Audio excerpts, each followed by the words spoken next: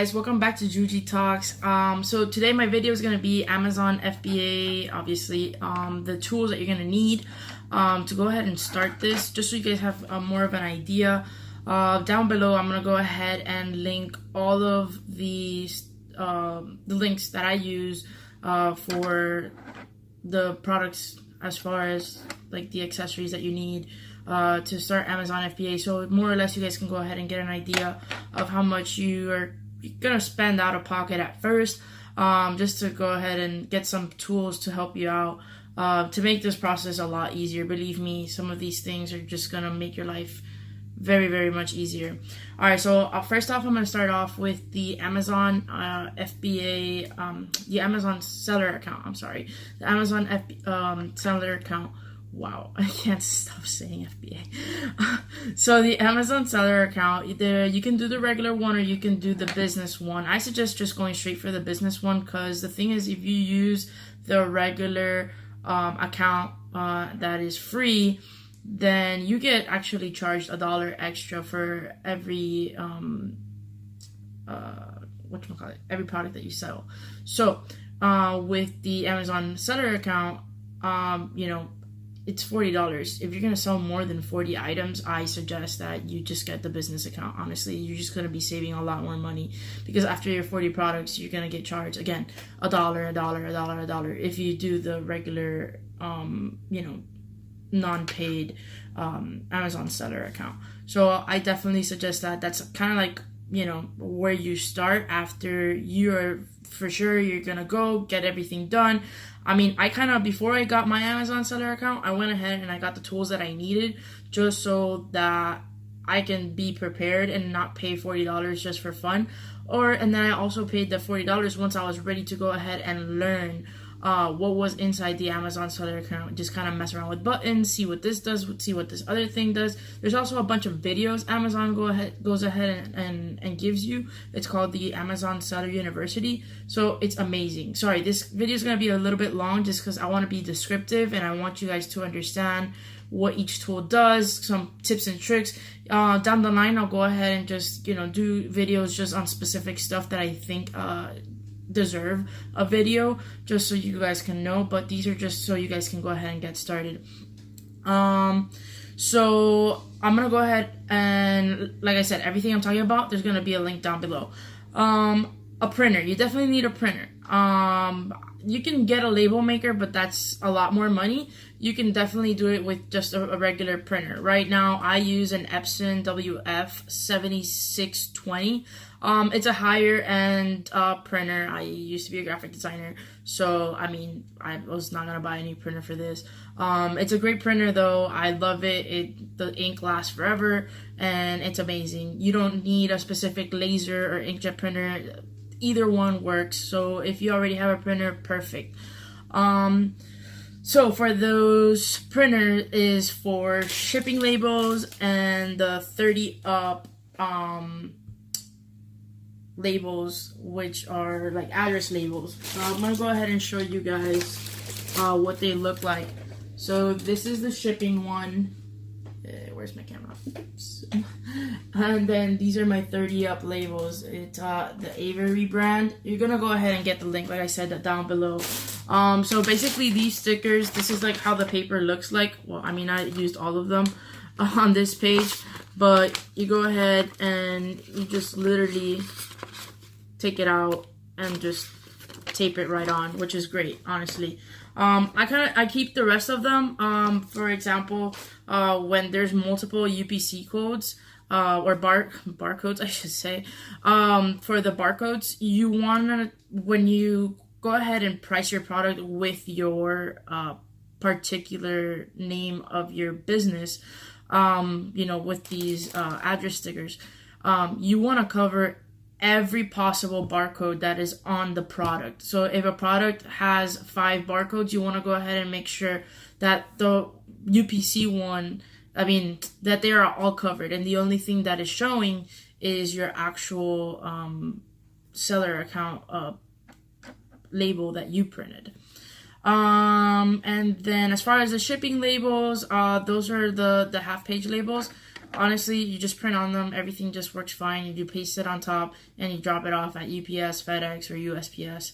It's really up to you which platform works better for you, depending where you live. Alright, so after that, boxes. Obviously, you need boxes. I usually get my boxes from Home Depot or Walmart. They seem to be the more economical ones. Or if not, if you're doing online arbitrage, I kind of recycle. As you can see, I ordered some stuff from Target. I use their boxes. I use diaper boxes. I have no shame in my game. Like I said, I am a mom of 2. So, hey, as long as, you know, I cover whatever barcodes are showing that are not supposed to be scanned, you know, that's fine. I mean, they take it. They haven't complained. They haven't sent me any messages or anything about this. And again, I've been doing this for almost 2 months now. So, hey, it's pretty cool. Awesome. You can also order some boxes from Amazon. I went ahead and, like I said, I put a link down below. I suggest maybe getting at least 5 of each size, small, medium, and large. It really depends what you're trying to ship. Remember, with Amazon, very, very, very important, guys, you cannot send a box where the longest side is longer than 24 inches. If it's longer than 24 inches, they won't accept it. You have to kind of go ahead and read the rules if you have a bigger package. I'm not entirely sure. I've never sent anything bigger than a 24-inch box. So go ahead and if I find out information, I'll definitely make a video on that. Also, your packages cannot be more than 50 pounds. So it's very, very important, you know, you make sure that it's not over than 50 pounds. I didn't put it on here, but a scale, a packing scale is definitely a must. And like, again, if you don't need nothing fancy. It doesn't have to be above 50 pounds. Right now, I honestly just use a regular weight scale. If it's something small, I'll go ahead and weigh myself by myself. Then I'll weigh myself with the actual product and then just kind of do the math. And honestly, it's worked. I haven't had any issues. Everything's perfectly fine. But again, you don't want to overshot it. You don't want to overpay for shipping. So that's good to go. You need tape and a tape gun. So I have my tape and my tape gun. Handy dandy tape gun. It will save your life. It's optional. You don't need it. You could definitely do it with scissors, but you're gonna take a really long time.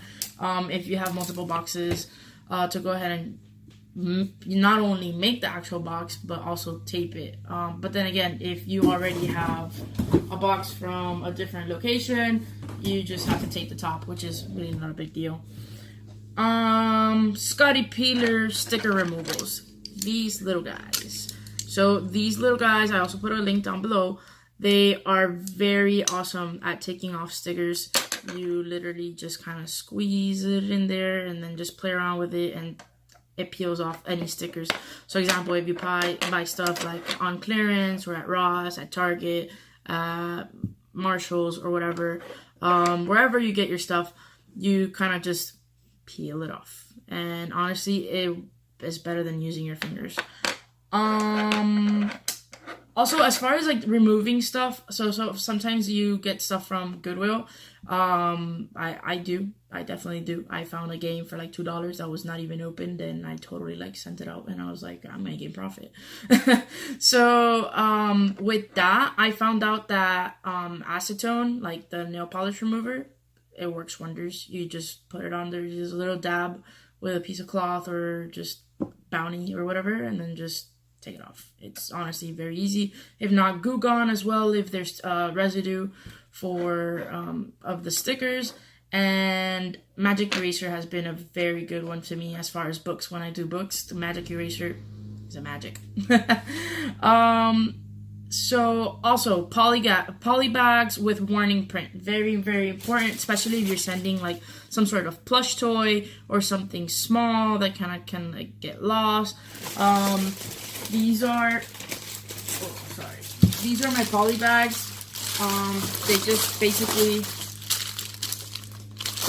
basically have a warning label saying that, make sure it has a warning label. It's a choking hazard for children. So if their head fits in it, you know, Amazon just wants to make sure that everybody's taken care of and nothing's gonna happen. So those are awesome, especially if you're doing bundles and you have, I don't know, maybe you have 3 things that go together. Just put them all in one bag. I have them in all different sizes. Just put them in there and call it a day. All right, and then just some other things that you definitely need is the Amazon seller app on your phone, the regular Amazon app, just so you can kind of go back and forth in case you don't find the actual product on the Amazon seller app. You can go back to Amazon, copy the ASIN.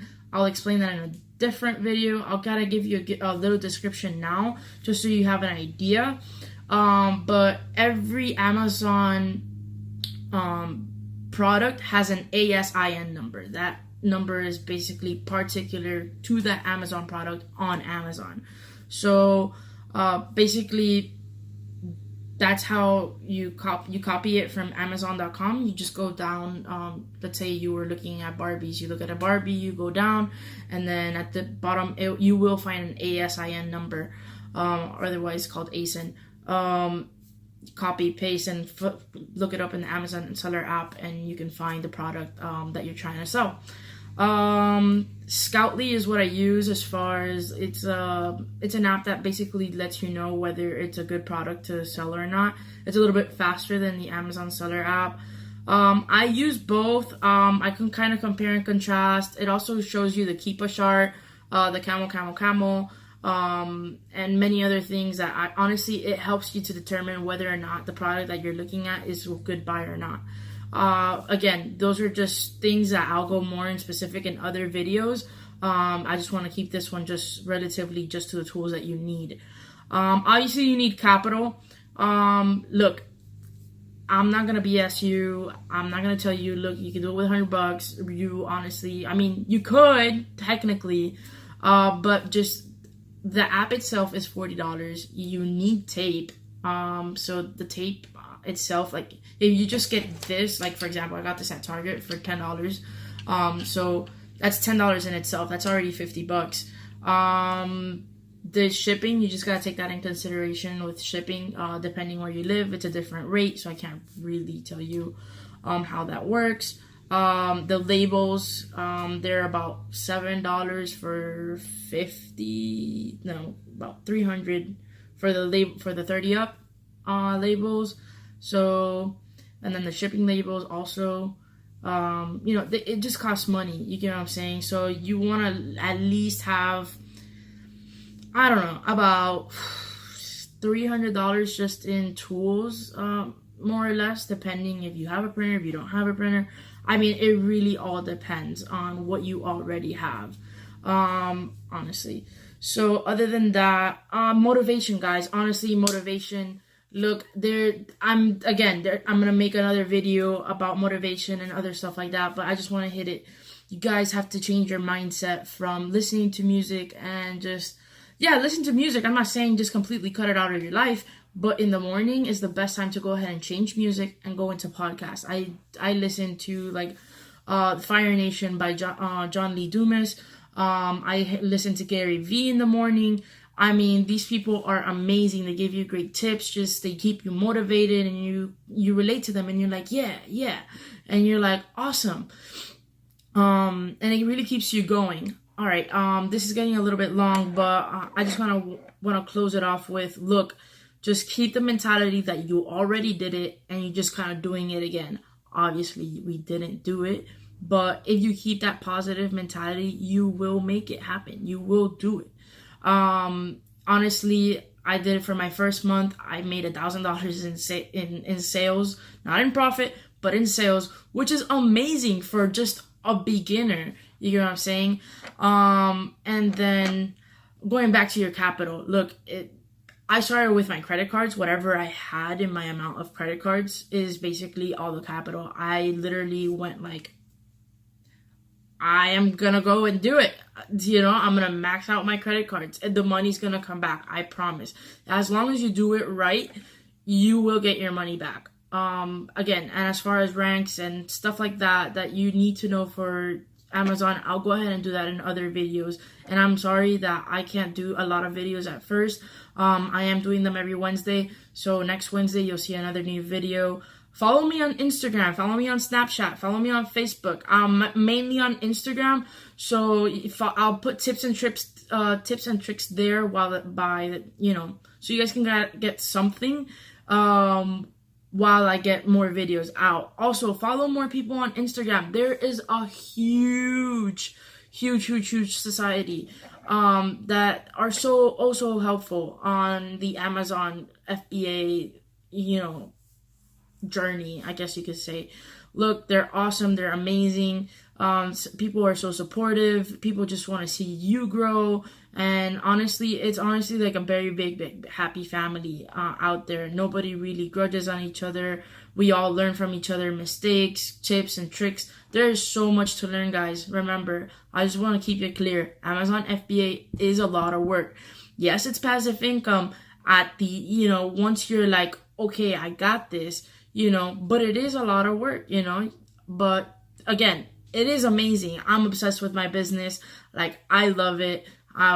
If my families and friends can tell you, I can't shut up about it. So, again, if you guys want to go ahead and get at me, just follow me at Juji Talks on Instagram, Snapchat, or Facebook. I'm very friendly. I'll even talk to you on the phone if you want to. Text message me, doesn't matter. But see you guys out there. Thanks for listening.